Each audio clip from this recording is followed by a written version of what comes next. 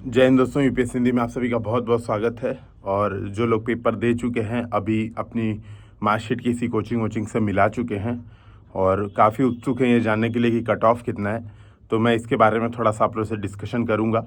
और कुछ और प्रॉब्लम्स हैं उनके लिए, जैसे कि जो लोग परेशान हैं कि बहुत नंबर कम आ रहे हैं, 70 से भी कम आ रहे हैं, 40-85 ही सही हो रहे हैं नेट, तो उन लोग के लिए हम लोग बेसिकली ये एक लाइव सेशन ही रखेंगे, प्रॉपर डिस्कशन करेंगे।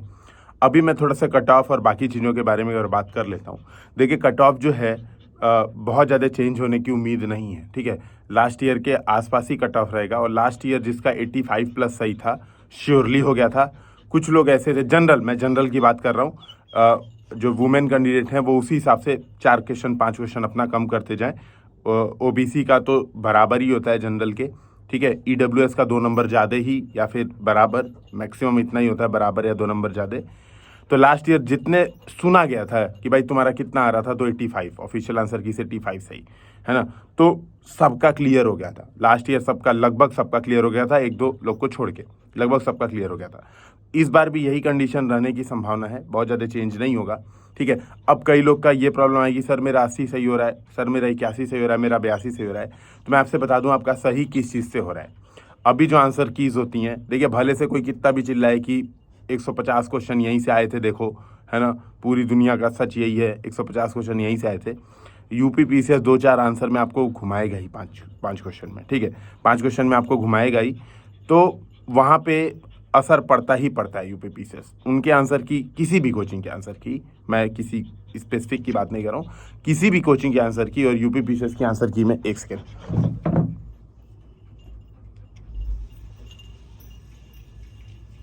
बाहर गए तो इसको लेके जाना चाहिए था, ठीक है। तो किसी भी कोचिंग के आंसर की में अंतर पड़ेगा, तो वो आप इसको मान के चलिए कि वो अंतर पढ़ना ही पढ़ना है, तो उसके लिए परेशान नहीं होना है, ठीक है। तो अगर मेरे हिसाब से, है ना, मेरे हिसाब से अगर इवन आपके 80 भी बन रहे हैं, ठीक है, 80 से 1-2-4 कम भी बन रहे हैं, आपको मेंस की प्रिपरेशन करनी चाहिए और शांति से तैयारी आगे बढ़ानी चाहिए। अच्छा, अभी कई लोग का ये डाउट है कि सर मेरे 80 सही हो रहे हैं, मेरे 81 सही हो रहे हैं, तो हम मेंस की प्रिपरेशन करें कि नहीं करें, क्या करें। तो मैं पहले आपसे एक चीज़ पूछना चाह रहा हूँ कि अभी आप मेंस की नहीं करोगे प्रिपरेशन तो क्या करोगे, ठीक है। अपना आंसर खुद दीजिए।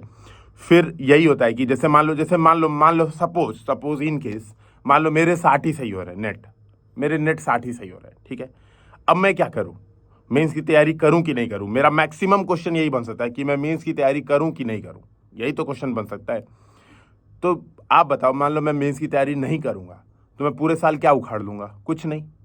मैं 4-5 अगले एटलीस्ट, देखो भाई, प्री की तैयारी आप कितना भी कह लो, कुछ भी कर लो, लिखित दे दो कि नहीं सर मैं पूरे साल प्री की तैयारी करूंगा, कोई नहीं करता है, ठीक है। प्री और मेंस कुछ अलग होता भी नहीं है, सिलेबस भी नहीं अलग है, केवल वो एथिक्स के कुछ क्वेश्चन जो है, मतलब जो एथिक्स का पार्ट है वही प्री के सिलेबस में नहीं है, और वर्ड हिस्ट्री प्री के सिलेबस में नहीं है, बाकी सारी चीज़ें प्री में आती हैं। वर्ड हिस्ट्री भी आईआर के माध्यम से घुसा ही देते हैं प्री में, ठीक है। तो प्री आप देखोगे, प्री और मेंस का सिलेबस सेम है, बस मेंस और प्री में अंतर क्या होता है, मेंस में आपको लिखना होता है, याद करके लिखना होता है, प्री में आपके सामने ऑप्शंस होते हैं, उनको रिकॉल करना होता है। केवल यही अंतर है प्री और मेंस में, सीरियसली अप्रोच का अंतर है, बस एप्टीट्यूड का अंतर है प्री और मेंस में, ठीक है, और किसी चीज़ का अंतर है नहीं।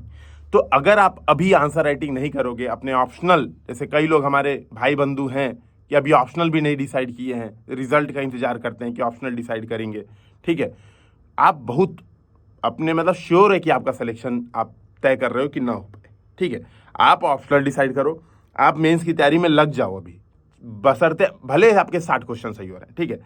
अब दूसरा केस आता है, यहाँ पर दूसरा केस आता है, जैसे कई लोग ये सोचते हैं कि सर क्या कहते हैं, मान लो मेंस की तैयारी करें तो हमें टेस्ट सीरीज ज्वाइन करें, कोई कोर्स ज्वाइन करें, है ना। इस पे मैं ये सजेशन दूंगा कि जैसे मान लो आपके 60 ही सही है, मान लो सपोज मैं हूँ, मेरे 60 ही सही है, तो मैं अभी टेस्ट सीरीज नहीं ज्वाइन करूंगा, मैं अभी कोई पेड कोर्स नहीं ज्वाइन करूंगा, मैक्सिमम ये करूंगा।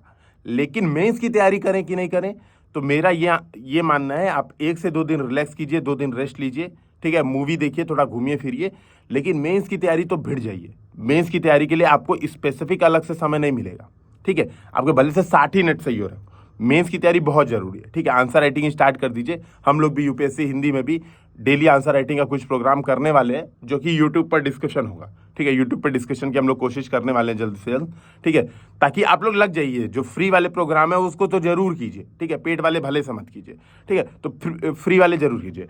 अब मान लो जिसके 80 सही हो रहे हैं, 75 सही हो रहे हैं, बाउंड्री पे है जो, है ना, कि 2-4 कम 2-4 माइनस हो जाए, 2-4 सही हो जाए तो पास, 2-4 गलत हो जाए तो फेल, जो ये वाले हैं इनको मैं यही सजेस्ट करूंगा, अपने समय का यूटिलाइजेशन कीजिए, ठीक है। आप लेट मत कीजिए।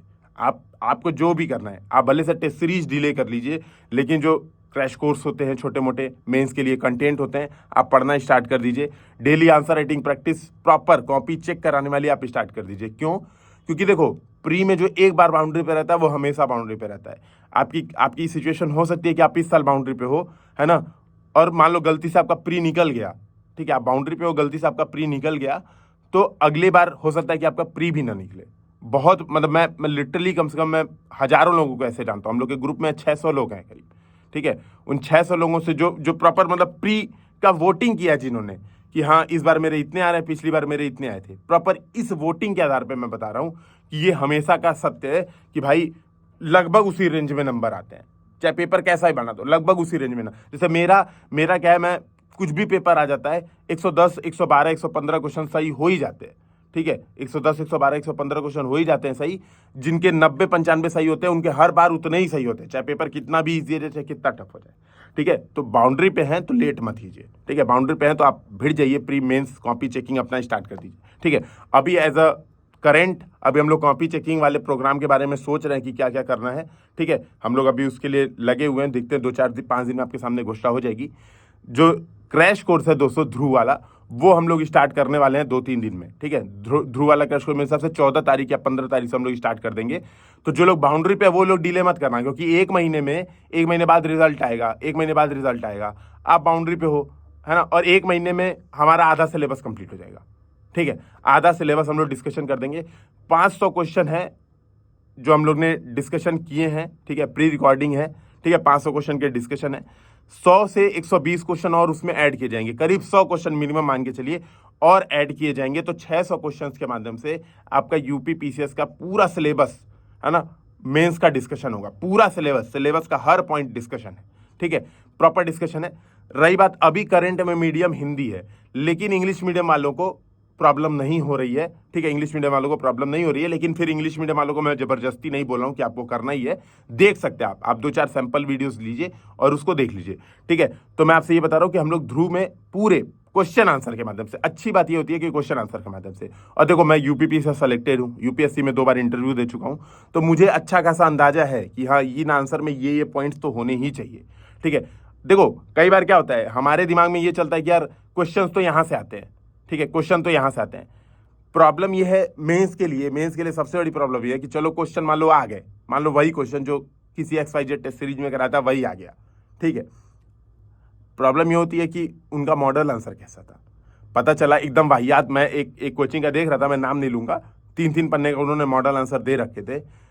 लिटरली पूछा था गांधी जी की जो वर्तमान प्रासंगिकता है वो पूछा था, है ना, और उन्होंने क्या किया था, गांधी जी के जितने वैल्यूज हैं उनको एक्सप्लेन किया था। वर्तमान प्रासंगिकता किसी मुद्दे पर, चाहे वो आतंकवाद हो, जलवायु परिवर्तन हो, ठीक है, असमानता हो, है ना, स्वच्छता हो, इन मुद्दों पर डिस्कशन वर्तमान प्रासंगिकता की ही नहीं थी। डिस्कशन क्या था, गांधी जी के सारे वैल्यू, जितनी वैल्यू भाई इतने तो मुझे नहीं पता था। 7 सामाजिक पाप को अलग अलग डिस्कशन किया था कि 7 सामाजिक पाप में इसका मतलब क्या है, इसका मतलब क्या है, इसका मतलब क्या है। तो प्रॉब्लम ये होती है कि मान लो क्वेश्चन वही पूछ दे, गांधी जी के मूल्यों की वर्तमान प्रासंगिकता, और आप वही लिख के चले आए, तो मिलेगा 1 नंबर या 0, ठीक है। तो हमें लिखना कितने में है, 125 शब्द और 200 शब्द, यही तो लिखना है हमें एग्जाम में। तो हमें ये बातें समझ के, मैं आपसे यही कहूंगा, इन बातों को दिमाग खोल के देखिए, ठीक है। और ध्रुव बैच लास्ट बार बहुत सक्सेसफुल रहा था, तो मेंस के लिए भेड़ जाइए। रही बात जो लोग थोड़ा सा अभी परेशान है, उनके लिए मैं लाइव आता हूं ताकि आप लोग से 1-to-1 कन्वर्सेशन मेरा हो सकेगा, ठीक है, कि क्या प्रॉब्लम हो रही है ना। और मैं देखो खुद एस्पिरेंट रहा हूं, है ना, और मैं लिटरली मैं देखो एस्पिरेंट रहा हूं, है ना, मैं यूपीपी से सेलेक्टेड भी हूं, लेकिन मैंने नौकरी छोड़ दी, ठीक है। यूपी से सेलेक्टेड भी हूं, नौकरी छोड़ दी, यूपीएससी में 2 बार इंटरव्यू से बाहर आ गया, तो मुझे पता है कि फेलियर क्या होता है, ठीक है। मैं आपसे बता रहा हूँ, मैं बचपन से फेल होता हुआ हूँ लगातार। तो फेलियर को बस हमें एक इवेंट समझना है, इसको अपने सिर पे ढोना नहीं है, कभी फेलियर आप ढोइए मत। एक इवेंट है फेलियर, अगर हम फेल हो गए, मेरे नंबर बहुत कम आए, जस्ट अ इवेंट है, ठीक है।